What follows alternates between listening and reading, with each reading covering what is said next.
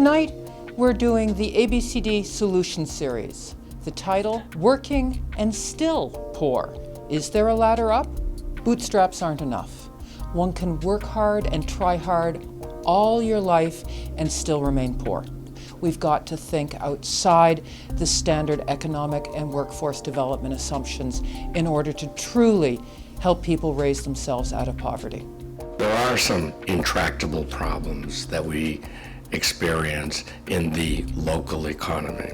For those who are less able to take part in what some people will say is a very vibrant economy here in Boston. A lot of people don't stop and think about the millions and millions of people in the United States and here in Massachusetts that are working and poor and struggling every day to meet their basic needs. The severe level of income inequality in our country has gotten to a level that hasn't been seen since the Depression.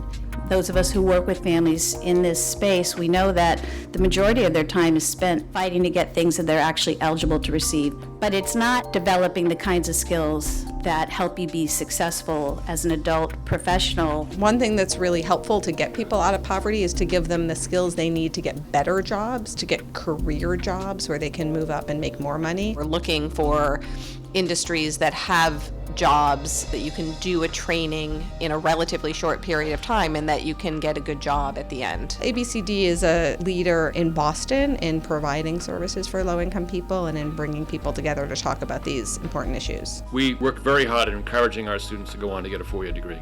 For students who are leaving a two-year college, going on to a four-year college, is making that bridge more understandable before they leave their two-year college experience. That's going to provide the vehicle, I think, to be able to have those folks be successful.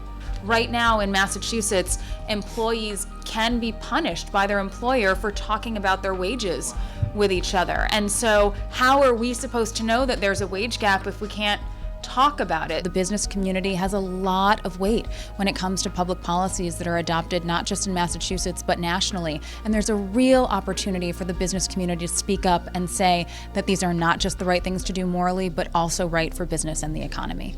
One of the big things that we're working on in this area right now is on equal pay. Nationally, they've said that if working unmarried women with children were to receive equal pay with men, that the number of poor families would be halved instantaneously. The job demands of the future are going to require people to have levels of education much higher than they have now or in the past. The students in our college, about 70% of our students are parents. So we're not only making an impact on their educational and professional future, we're making an impact on their children's educational and professional future. There has to be a connection between the two. One picture we have upstairs, it's of a parent who's graduating, and she turns around and her child is sitting behind her. And the pride in both of their faces on their photograph is extraordinary. We have to multiply that by the tens of thousands. At each level of educational attainment, whether it's a high school degree, an associate's degree, or college, there's significant increases in the median wage. I think there were a lot of amazing points that came up tonight, some around wage inequality, both between men and women and between different races. We talked a lot about the numbers of who are the working poor. I think it's encouraging that it's being paid more attention to. Whenever the media or politicians talk about us, it's always the middle class or the rich. And yet if you look at our figures, there are still people living below the poverty level and working full time. I'm curious to hear in the panelists' response on what you see of the role of employers in taking on entry-level workers. We can't do the work without employers, and we've found that if you reach out in a clear way and have those conversations with employers, they're very happy to participate. They see this not as a social service because it helps their bottom line. If there was any particular action that you wish could be taken to address the challenges of climbing up the ladder, what would it be? As we've kind of discussed today, connecting training programs to jobs, internships to employers, better mechanisms and policies to provide affordable housing. We would love to see the employer community also contribute to training for unemployed people. I think there's a way we can do this by, again, being strategic with our bridge building, being strategic with our resources, and approaching the problem in a sustained manner.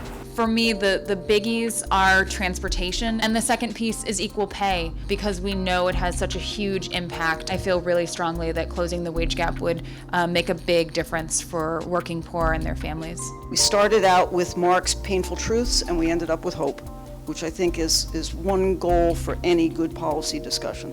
People come to America because they've heard you can make good for yourself and your family. We want to help people get decent, solid, good-paying jobs that will help themselves out of poverty.